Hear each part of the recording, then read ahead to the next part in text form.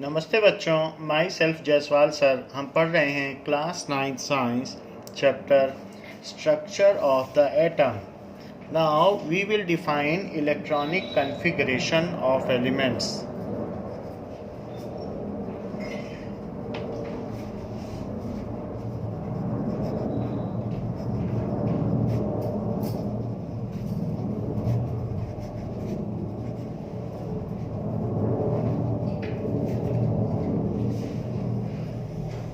So, the arrangement of electron in various shells.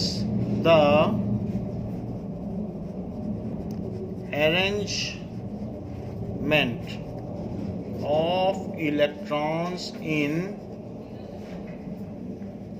various shells of an atom. Shells को energy level भी कहते हैं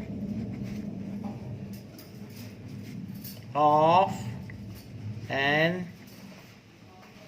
atom of the element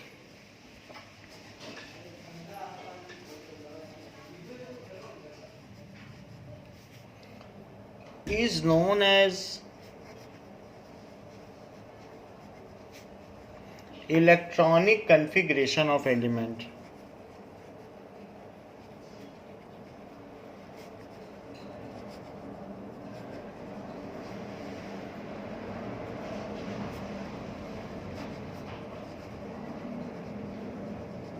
सो अलग अलग sales में इलेक्ट्रॉन्स कैसे डिस्ट्रीब्यूटेड हैं, जैसे पोटेशियम के केस में लें। सो पोटेशियम के केस में जो उसका एटॉमिक नंबर है वो 19 है। एटॉमिक नंबर अगर उसका 19 है तो उसमें 19 प्रोटॉन हुए, and if there are 19 protons then there are 19 electrons also. So इसकी जो शेल्स हैं उसको लिखिए KLMN। As there are 19 electrons, तो फर्स्ट शेल में 2 जाएगा क्योंकि लोअर लेवल से शेल की फिलिंग शुरू होती है, फिर 8 इसमें जाएगा।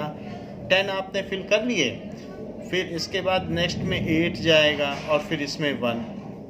सो इसमें 8 जाएगा, ये 1 किसी को दे देगा और अपना ऑक्टेट पूरा कर लेगा। तो ये जो यहाँ पर दिखाया गया है, this is electronic configuration of potassium. This is electronic configuration. तो इस तरीके से वेरियस सेल्स में किस तरीके से इलेक्ट्रॉन्स फिल्ड अप हैं, so it is known as electronic configuration, which we have already seen in the schematic diagram of first 18 elements. Now, atomic number.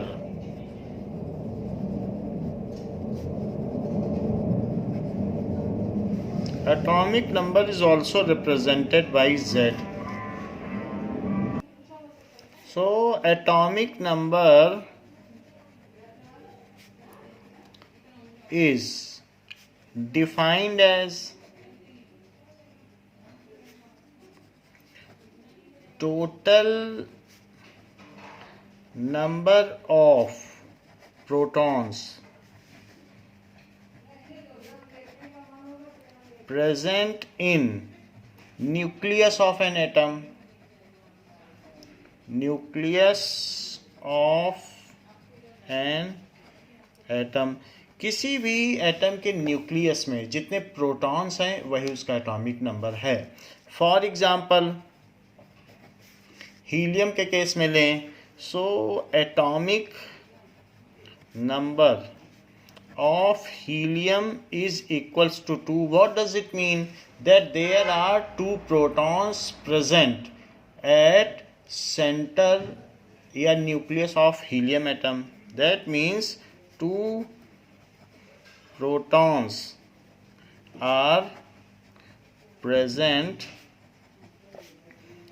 in nucleus of helium atom.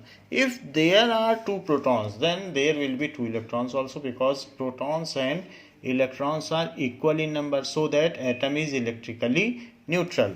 सो ऐसा कहा जा सकता है कि हीलियम के लिए Z is equals to 2 है। What does it mean by mass number? Mass number क्या है? Total number of electrons. It is the sum of total number of protons and neutrons present in nucleus of an atom. It is the sum of protons, जो भी protons and neutrons का total number है, sum of total number of protons and neutrons, total number of protons and neutrons present in nucleus of an atom.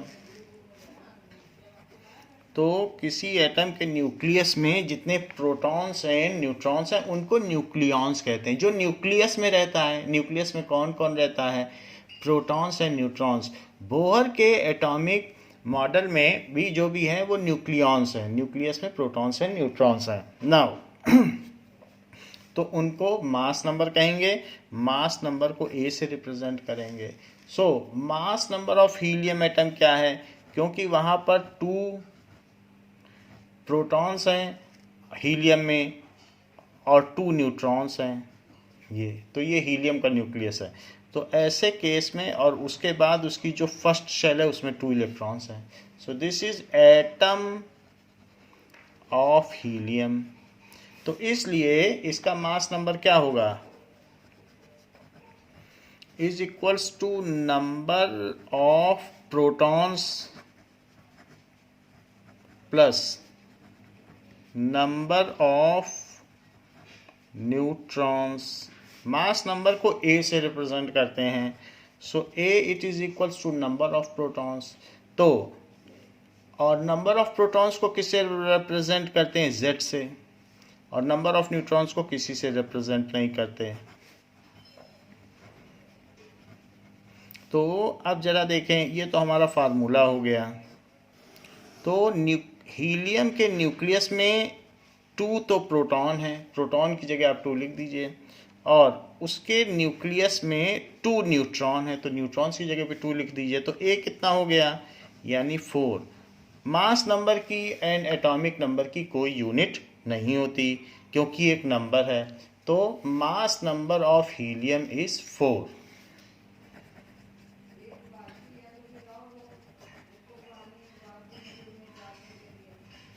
Is equals to 4. इसका mass number 4 है. So atomic number and mass number have no unit.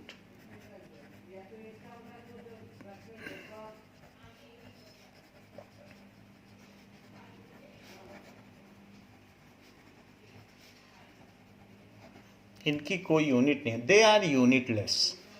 So this is mass number. Now किसी भी atom में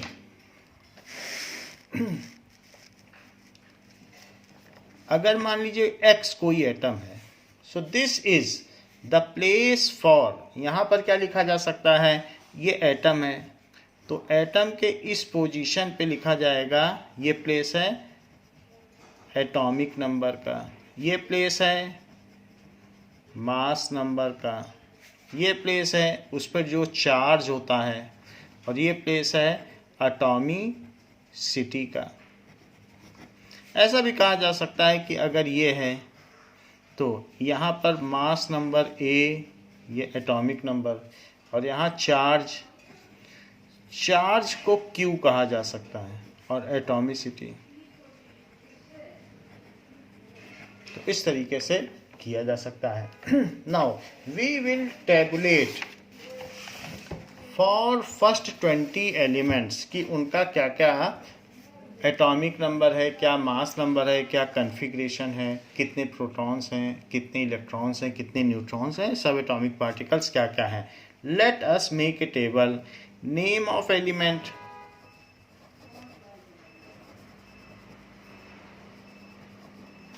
name of element, तो name of element hydrogen, helium ऐसे लिख देंगे। इनका सिंबल क्या है, फिर इसमें इनका एटॉमिक नंबर क्या है, that is Z,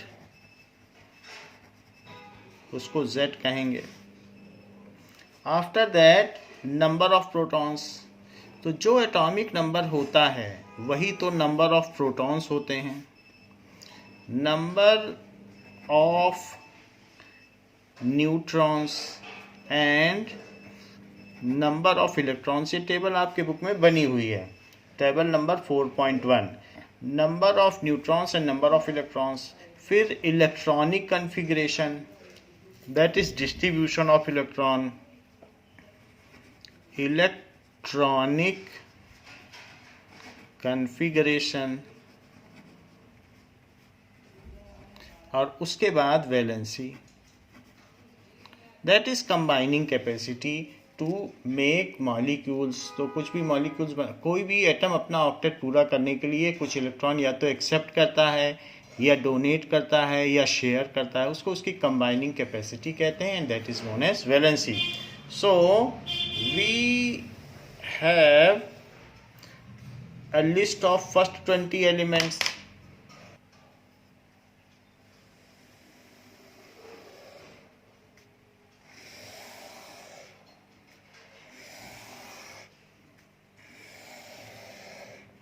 And for them we will see कि उनका कितना मास नंबर होगा और बाकी चीज़ें क्या क्या होंगी।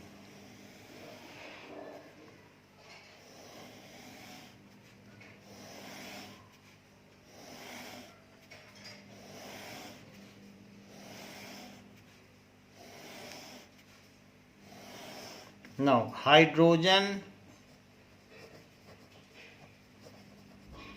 helium, lithium, beryllium, after that, so beryllium, then boron, carbon, nitrogen, oxygen, oxygen के बाद fluorine, then neon, after that neon, then sodium, magnesium, aluminium, ऐसे आता चला जाएगा। और after that 14th that is silicon, 15th phosphorus, 16th sulphur, 17th chlorine, 18th argon, इस तरीके से चलेगा। And after that 19th potassium and 20th calcium. So 19 and 20, तो ऐसे टेबल आप बना सकते हैं। तो नियॉन, नियॉन के बाद नियॉन का 10 होता है, 11 है सोडियम, 12 है magnesium, 13 aluminium, 14 silicon, 15 phosphorus, 16 sulphur, yellow colour का होता है non metal, 17 chlorine gas, light yellow colour की गैस होती है।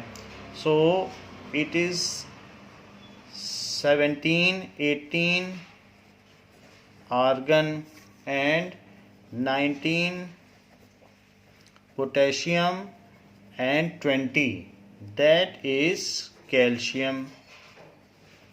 सो these are various elements and इनका सिंबल लिख लेते हैं। तो इनका सिंबल है H, helium, lithium, beryllium, boron, carbon, nitrogen, oxygen, fluorine, neon, sodium, magnesium, aluminium, silicon, phosphorus को P से डिनोट करते हैं, sulphur S, chlorine Cl, argon एक कलरलेस गैस है, potassium it can easily be cut with knife, and calcium this is Ca जो कि हमारी bones में होता है। अब इनके ये तो सिंबल हो गए। सिंबल के बाद इनका एटॉमिक नंबर क्या है, तो सीरियली इनमें 1 प्रोटॉन 2 प्रोटॉन जितने प्रोटॉन्स हैं वही उनका एटॉमिक नंबर होगा। तो 1 2 3 4 5 6 7 8 9 10 11 12 13 14 15 16 17 18 19 20 यही इनका एटॉमिक नंबर है। सीरियली ये फर्स्ट 20 एलिमेंट्स हैं। सो इनका ये एटॉमिक नंबर हो गया। इनमें इतने नंबर ऑफ प्रोटॉन्स भी हो जाएंगे। तो इसको बनाने के लिए 1 2 3 4 5 6 7 8 9 10 11 12 13 14 15 16 17 18 19 20। ऐसा क्यों? क्योंकि जो एटॉमिक नंबर है जो Z है वही तो नंबर ऑफ प्रोटॉन्स होंगे। Z प्रोटॉन्स के नंबर को ही तो कहते हैं। और जितने प्रोटॉन होंगे the same number will be of electrons. So electrons भी 1 2 3 4 5 6 7 8 9 10 11 12 13 14 15 16 17 18 19 20 ये तो नंबर ऑफ इलेक्ट्रॉन्स हो गए। जितने प्रोटॉन हैं वही इलेक्ट्रॉन्स हैं।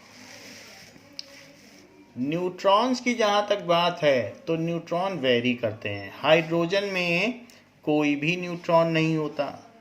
हीलियम में हीलियम के केस में 2 प्रोटॉन और 2 न्यूट्रॉन होते हैं। जैसे हमने पहले देखा भी, अभी क्वेश्चन भी किया, तो उसमें 2 प्रोटॉन और 2 न्यूट्रॉन होंगे। लिथियम में तो ये 2 2 हो गया। लिथियम में अलग अलग होते हैं, एक बढ़ गया। इसमें भी अलग अलग होते हैं, इसमें भी। इन तीनों में एक एक ज़्यादा होते हैं। 1 प्लस करके लिखना पड़ेगा इन तीनों में ही। तो देख लीजिए आप, इसमें एक बढ़ा के लिखो तो 4, इसमें एक बढ़ाओ 5, इसमें एक बढ़ाओ 6, तीनों में एक एक बढ़ा दिया। इसमें वही लिख दो, इसमें वही लिख दीजिए, इसमें वही लिख दीजिए, फिर इसमें एक बढ़ा दो। सो इसमें अगर हम एक बढ़ाएंगे तो ये इसमें भी एक बढ़ाना पड़ रहा है तो 10 हो जाएगा, एक न्यूट्रॉन ज़्यादा है। इसमें वही, इसमें एक बढ़ा दीजिए 12, इसमें वही। एल्यूमिनियम एक बढ़ा दो। सिलिकॉन वही, सिलिकॉन में कोई चेंज नहीं है। फॉस्फोरस एक बढ़ा दीजिए, इसमें वही। सो 16 तो 16 प्रोटॉन 16 इलेक्ट्रॉन 16 न्यूट्रॉन, तीनों ट्रियो एक जैसा है। ये 17 तो एक बढ़ा दें। आर्गान में 18 है, अब इसमें 18 है तो 22, एक नहीं बढ़ाना है, इसमें 4 बढ़ाने हैं। तो न्यूट्रॉन्स स्टेबिलिटी के लिए होते हैं, न्यूट्रॉन का कोई ज़्यादा रोल नहीं होता है। तो यहाँ 19 तो यहाँ एक इसमें भी बढ़ेगा। यहाँ देख लीजिएगा, इस केस में +4 है, 4 बढ़ाए गए हैं। तो you can just see 4 are the increase, 4 is the increase. यहाँ 20 तो इसमें 20, कई जगह सेम है और कहीं कहीं जहाँ हमने ब्रैकेट लगाए हैं वहाँ बढ़ाने पड़ेंगे आपको। सो दिस इज 20। यहाँ तक हमने कर लिया। अब इसके बेसिस पर जो इनका एटॉमिक नंबर है वो नीचे लिख दो। 1 2 3 4 5 6, क्योंकि एटम के नीचे की साइड में एटॉमिक नंबर लिखा जाता है। 6 7 8 9 10 11 12 13 14 15 16 17 18 19 20। ये तो हमने इनके Z की वैल्यू लिख दी, जो ये था वही Z लिख दिया। लेकिन ऊपर का प्लेस, यहाँ का प्लेस तो मास नंबर के लिए है, ये प्लेस तो यहाँ मास नंबर में प्रोटॉन और न्यूट्रॉन को जोड़िए, इन दोनों को ऐड करके लिखना है। तो अब आप शुरू से देखें तो यहाँ पर अगर आप देखेंगे तो प्रोटॉन और न्यूट्रॉन को ऐड करेंगे, वही तो ए होता है, ये प्लेस ए का है mass number, that is number of all neutrons and all protons, तो 1 ही रहा। इसमें इन दोनों को जोड़ो, तो इन दोनों को ऐड करोगे तो 2 + 2, तो यहाँ 4 लिख दीजिए। प्रोटॉन्स प्लस न्यूट्रॉन्स 7, तो 7 लिख दीजिए। Now here proton plus neutron 9, तो बेरिलियम में 9 लिख दीजिए। नाउ बोरॉन 11 लिख दीजिए। इन तीनों में एक एक बढ़ा के लिखना पड़ेगा, डबल करके एक ज़्यादा करना है। इसमें सिर्फ डबल करना है, कार्बन में 12, इसमें भी डबल कर दो 14, क्योंकि जितने प्रोटॉन हैं उतने ही न्यूट्रॉन हैं। इसमें भी डबल कर दो तो 16, इसमें डबल करके एक ज़्यादा तो 18, एक 19, क्योंकि एक न्यूट्रॉन ज़्यादा है और यहाँ प्रोटॉन प्लस न्यूट्रॉन होते हैं। ऐड भी कर लो तो भी पता चल जाएगा। नियॉन डबल कर दो, सोडियम डबल करके एक ज़्यादा 23, मैग्नीशियम डबल कर दीजिए। और वैसे भी हमने इसी मास नंबर से तो एटॉमिक मास निकाला था। आप देख लें, सोडियम का मास 23U होता है, बहुतों के तो मास भी आपको पता है। मैग्नीशियम का 24U होता है, तो उसी बेसिस पे भी आप लिख सकते हैं। ऑक्सीजन का 16U होता है, फ्लोरीन का 19U होता है और नाइट्रोजन का 14U। ज़्यादातर के तो आपको एटॉमिक मासेस याद है, तो वो उसी में U लगा दो तो एटॉमिक मास हो जाएगा। और मास नंबर में कोई यूनिट नहीं होती, मास नंबर में सिर्फ नंबर होता है। तो एटॉमिक मास और मास नंबर एक ही चीज़ है, बट उसमें U लग जाता है और मास नंबर में U नहीं लगता। ये एक नंबर है जो कि प्रोटॉन प्लस न्यूट्रॉन का सम है। एल्यूमिनियम में डबल करके एक ज़्यादा तो दैट इज़ 27, इसमें डबल कर दो तो 28, यहाँ डबल करके एक ज़्यादा तो 31, इसमें डबल कर दीजिए, इसमें डबल करके एक ज़्यादा तो दैट इज़ 35, यहाँ डबल करके 4 ज़्यादा करना है, दैट इज़ 40। आर्गान में आप इन दोनों को टोटल कर लें, इसमें डबल से एक ज़्यादा दैट इज़ 39 और इसमें डबल। तो इस तरीके से हमने इसमें नीचे एटॉमिक नंबर और ऊपर मास नंबर के सबके सिंबल बना दिए हैं। Now what will be their configuration, तो इनके कन्फिग्रेशन आपको K, L, M और N में लिखने होंगे। अब ये सिंगल है तो ये यहाँ आएगा, ये 2 भी यहाँ आएगा। फिर इसके बाद आप चाहें तो K, L, M, N के अलग से भी लाइंस बना सकते हैं कि कैसे इनका डिस्ट्रीब्यूशन होगा। सो K, L, M और N इनके भी अलग से टेबल बना लें। विद इन द टेबल सब टेबल्स आर डिवाइडेड, सब कॉलम्स आर मेड, ऐसे भी आप बना सकते हैं। नाउ 3 है तो 2 1 कर लें। नाउ देयर आर 4 इलेक्ट्रॉन्स, तो फर्स्ट K शेल में 2, फिर उसके बाद नेक्स्ट शेल में फिलिंग अप होगी। बोर एंड बरी रूल्स 5 हैं तो फर्स्ट शेल में 2, फिर यहाँ 3, 6 हैं तो पहले में 2 जो बच गए वो सेकंड में, 7 हैं तो 2 जो बच गए वो सेकंड में, इसमें 8 तक आ सकते हैं।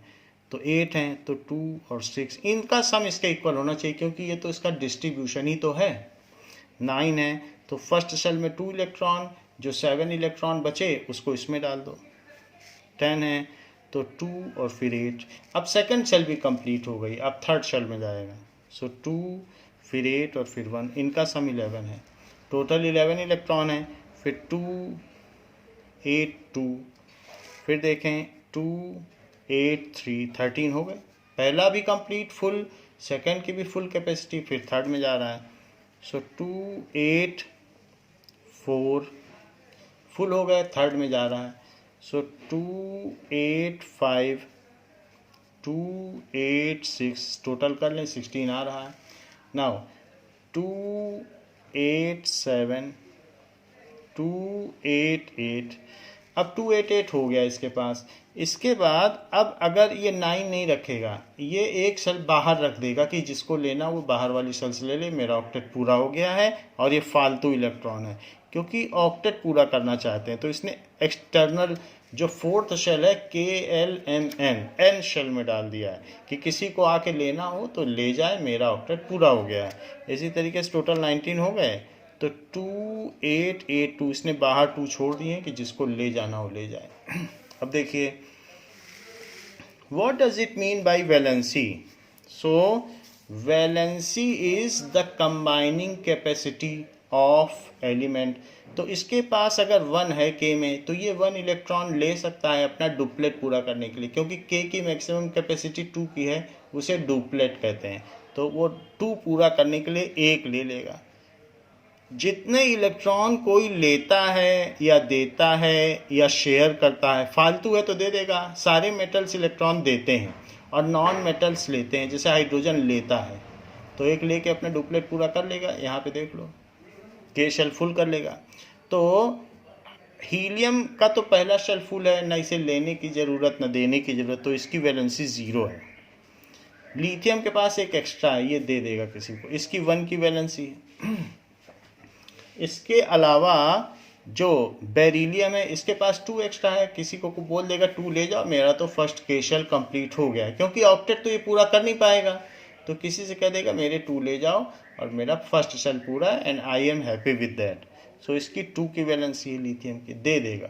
जब 2 इलेक्ट्रॉन देगा तो ये बेरिलियम जो है वो Be2+ बनाएगा, क्योंकि 2 इलेक्ट्रॉन निकलने के बाद सेंटर से तो प्रोटॉन निकलते नहीं हैं, सिर्फ इलेक्ट्रॉन निकलते हैं, तो सेंटर में 2 एक्स्ट्रा प्रोटॉन हो जाएंगे जिनको कवर अप करने के लिए 2 इलेक्ट्रॉन नहीं बचेंगे, तो उनका एक्सेस चार्ज जो होगा वो Be पर 2+ लगेगा अगर इलेक्ट्रॉन ये दे दे।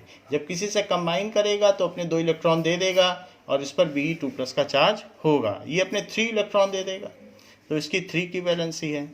ये इसमें 4 इलेक्ट्रॉन है, 4 इलेक्ट्रॉन दिए या लिए नहीं जाते हैं, शेयरिंग होती है, तो ये 4 से शेयर कर लेगा। जैसे C है तो CH4 बनाता है, CCl4 बनाता है, तो कुछ भी हो ये कंबाइनिंग कैपेसिटी इसकी 4 है, ये शेयरिंग से 4 इलेक्ट्रॉन किसी और से शेयर कर लेगा और अपना ऑक्टेट पूरा करेगा।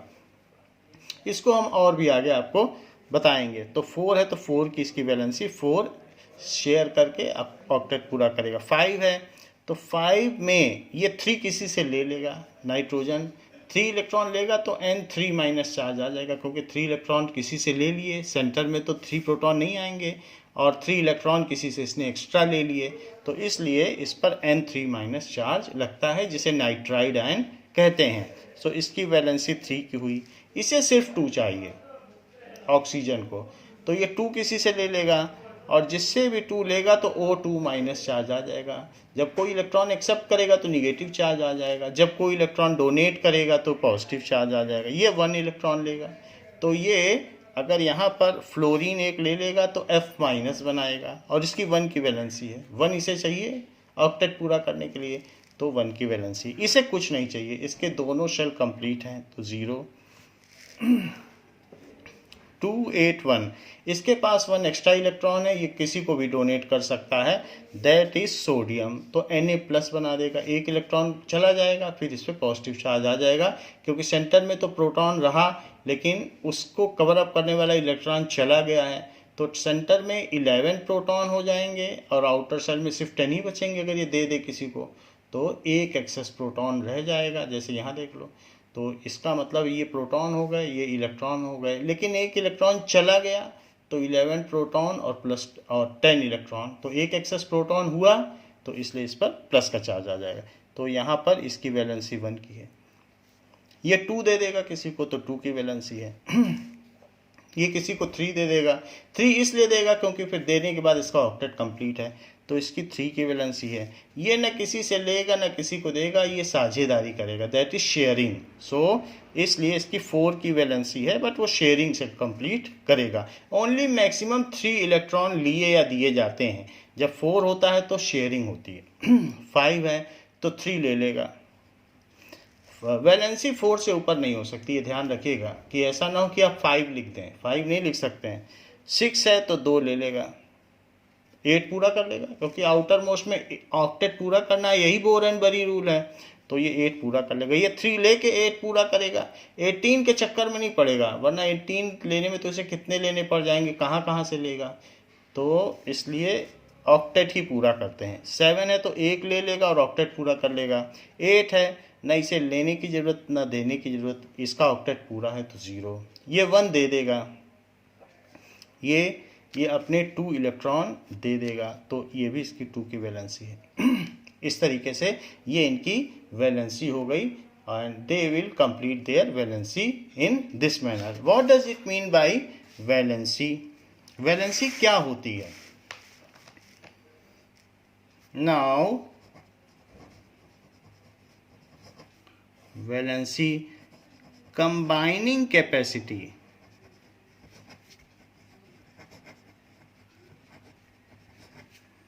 of an element is called its valency. What does it mean by combining capacity? That is number of electrons या तो डोनेटेड या एक्सेप्टेड या shared. Number of electron transfer कर दे किसी को,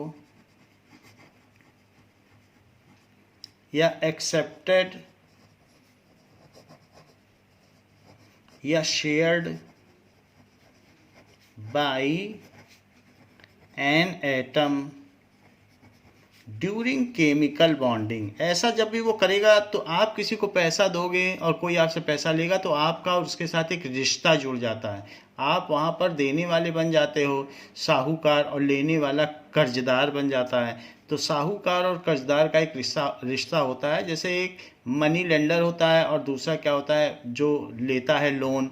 तो उन दोनों के बीच इसी तरीके से जो इलेक्ट्रॉन दे रहा है, मेटल इलेक्ट्रॉन दे रहा है और नॉन मेटल ले रहा है, उनके बीच में केमिकल बॉन्ड बन जाता है। एक कैटायन बन जाता है, एक एनायन, फिर वो दोनों अट्रैक्शन फोर्स से जुड़ जाते हैं, उसको केमिकल बॉन्ड कहते हैं। So shared by an atom during chemical bonding.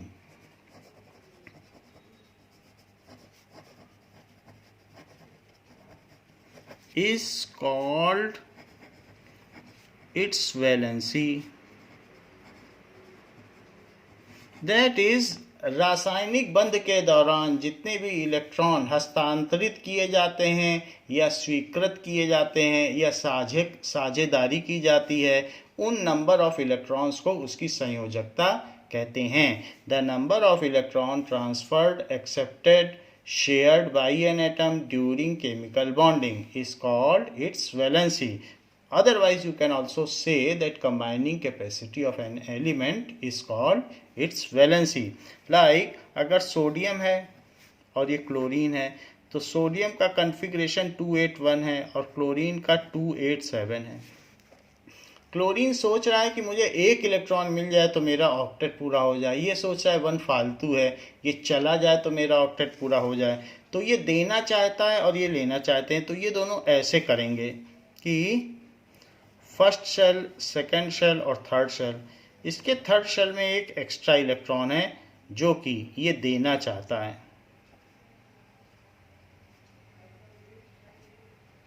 ये एक एक्स्ट्रा इलेक्ट्रॉन है। और क्लोरीन में क्या है, इसकी थर्ड शेल में ओनली 7 इलेक्ट्रॉन है। तो फर्स्ट शेल, ये सेकंड शेल और थर्ड शेल में 1 2 3 4 5 6 7 एक इसके पास स्पेस है, ये चाहता है ये इसमें आ जाए तो मेरा ऑक्टेट पूरा हो जाए, तो ये अपना एक इलेक्ट्रॉन इसमें दे देगा, यहाँ दे देगा कि ठीक है आप आपके स्पेस को भर रहे हैं।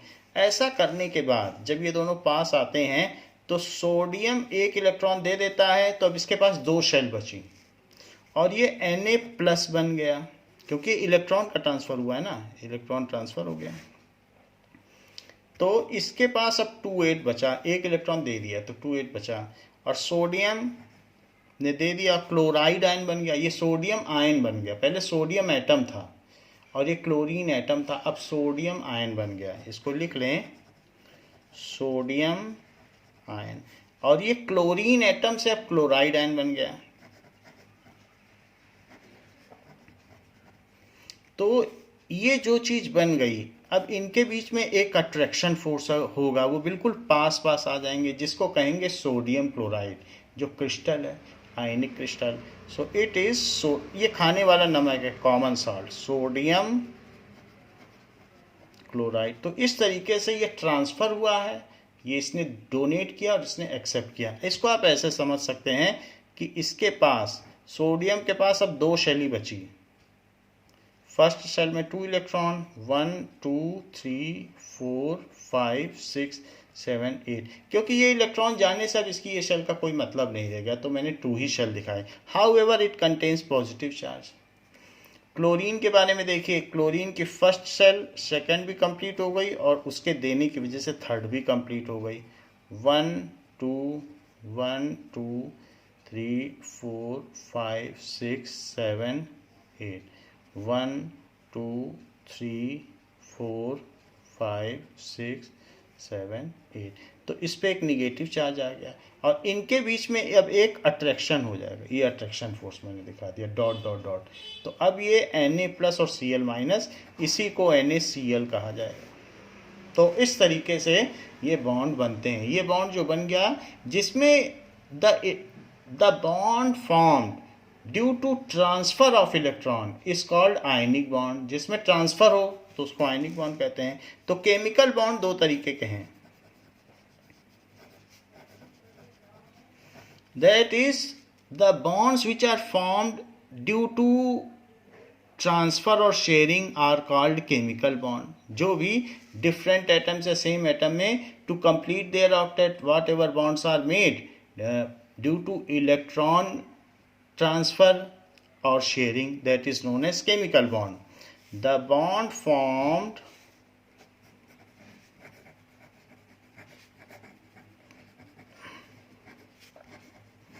between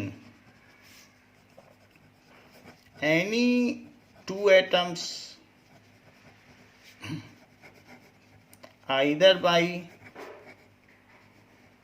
transfer of electron और by donation, ट्रांसफ़र हो जाए या फिर शेयरिंग हो जाए, इज कॉल्ड केमिकल बॉन्ड। उसको केमिकल बॉन्ड कहते हैं। Due to chemical bonds compounds are made. जैसे ये आयनिक कंपाउंड हो गया, एक कंपाउंड हो गया। सो केमिकल बॉन्ड से ही तो मॉलिक्यूल बनते हैं एंड कंपाउंड भी बनते हैं। As result of chemical bonds, molecules and compounds are made। Molecules भी बनते हैं। मॉलिक्यूल में कौन कौन से हैं? H2O2 Cl2, और भी मॉलिक्यूल हैं, वाटर के भी मॉलिक्यूल होते हैं। और कंपाउंड तो जैसे NaCl, MgO ऐसे बन गया, CH4 ऐसे बनते हैं। तो केमिकल बॉन्ड से ही कंपाउंड बनते हैं। Chemical bonds are of 2 types. Chemical bonds are of 2 types. कौन कौन से केमिकल बॉन्ड्स हैं? First is ionic bond and second is covalent bond. 2 तरीके के bonds. What does it mean by ionic bond? The bonds which are formed due to transfer of electron, the bonds which are formed due to transfer of electron, ऐसे bond तभी बनते हैं जब उसमें एक metal हो और एक नॉन मेटल हो, तो ही आयनिक बॉन्ड बनते हैं। is called ionic bond।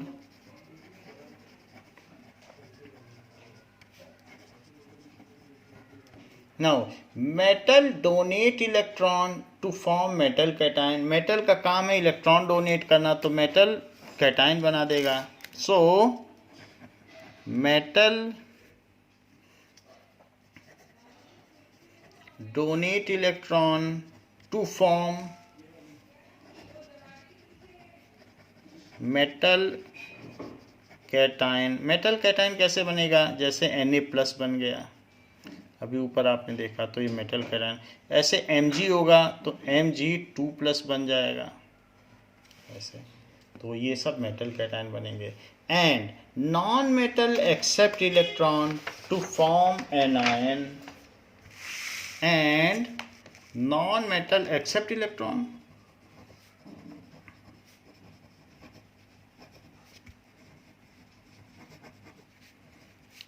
To form anion. का मतलब निगेटिव आयन होता है और कैटायन का मतलब पॉजिटिव आयन। जैसे Cl ने एक्सेप्ट कर लिया, O ने एक्सेप्ट कर लिया, तो इन पे निगेटिव चार्ज आ जाता है।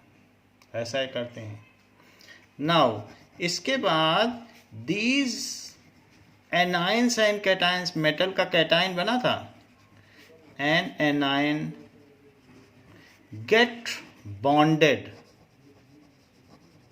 By electrostatic force. जो अपोजिट चार्ज के बीच में फोर्स लगता है उसको इलेक्ट्रोस्टैटिक फोर्स कहते हैं। इलेक्ट्रोस्टैटिक फोर्स, फिर वो आपस में उससे बंध जाते हैं। ये वेरी स्ट्रॉन्ग फोर्स है। जो जैसे हमने देखा Na ने अपना एक इलेक्ट्रॉन दे दिया और Cl ने उसको एक्सेप्ट कर लिया, फिर इनके बीच में फोर्स एक्ट करेगा और उसकी वजह से ये बिल्कुल पास आ जाएंगे और क्रिस्टलाइन स्ट्रक्चर बना देंगे। तो ये आयनिक कंपाउंड हो गया, क्योंकि इसमें इलेक्ट्रॉन ट्रांसफ़र हुआ था, उसकी वजह से ये बना। तो इसको आयनिक कंपाउंड कहेंगे। कंपाउंड्स वो होते हैं जिसमें डिफरेंट एटम्स एक डेफिनिट रेशो में कंबाइन होते हैं केमिकली, उसको कंपाउंड कहते हैं। चूंकि ये आयंस कंबाइन हो रहे हैं इसलिए इसको आयनिक कंपाउंड कहा गया है। आयंस हैं वो कंबाइन हो रहे हैं, इलेक्ट्रोस्टैटिक फोर्स। तो ये फोर्स जो है इनके बीच जो अट्रैक्शन का लग रहा है इसे कहा जाएगा electrostatic force. So due to this, तो हमने अभी पहला टाइप देखा है जिसमें ये बताया गया कि व्हाट इज आयनिक बॉन्ड। तो आयनिक बॉन्ड्स के और क्या एग्जांपल्स हैं, और कोवेलेंट बॉन्ड क्या होता है, वैलेंस इलेक्ट्रॉन्स क्या होते हैं, कोर इलेक्ट्रॉन्स क्या होते हैं, इन सारे कॉन्सेप्ट्स को हम नेक्स्ट क्लास में देखेंगे। थैंक यू बच्चों।